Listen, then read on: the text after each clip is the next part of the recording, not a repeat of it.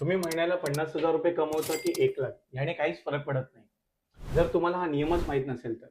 नमस्कार मित्रांनो, मी प्रसाद More. 30 days financial फ्रीडमच्या चॅलेंजचा आजचा दुसरा दिवस. मित्रांनो, आज आपण पाहणार आहोत, अनेक जण पैसे कमवण्याच्या मागे फक्त धावत असतात.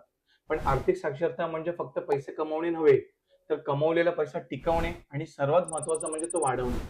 जर तुमचा पैसा बँकेत पडून राहिला असेल आणि तुम्ही म्हणता तो वाढत असेल, तर या महागाईच्या दुनियेमध्ये तुमच्या पैशाचे मूल्य कमी होत आहे. मग अशा कोणत्या ठिकाणी पैसे गुंतवले तर आपले पैसे वाढतील ह्या बँकेपेक्षा जास्त, तर आपल्याकडे खूप ऑप्शन्स आहेत. ते म्हणजे तुम्ही बँकेत पैसे ठेवू शकता, त्यापेक्षा जास्त रिटर्नसाठी FD मध्ये इन्व्हेस्ट करू शकता, त्यापेक्षा जास्त रिटर्नसाठी तुम्ही म्युच्युअल फंडमध्ये SIP काढू शकता, त्यापेक्षा रिटर्नसाठी तुम्ही बॉन्डमध्ये करू शकता, त्यानंतर गोल्डमध्ये इन्व्हेस्टमेंट करू शकता, त्यानंतर तुम्ही रिअल इस्टेटमध्ये देखील इन्व्हेस्टमेंट करू शकता.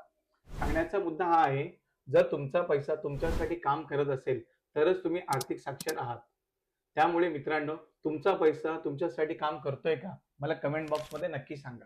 त्याचबरोबर आमच्या 30 डेजच्या फायनान्शियल फ्रीडमच्या जर्नीमध्ये सामील होण्यासाठी युवा ट्रेडिंग अकॅडमीला आजच फॉलो करा. धन्यवाद.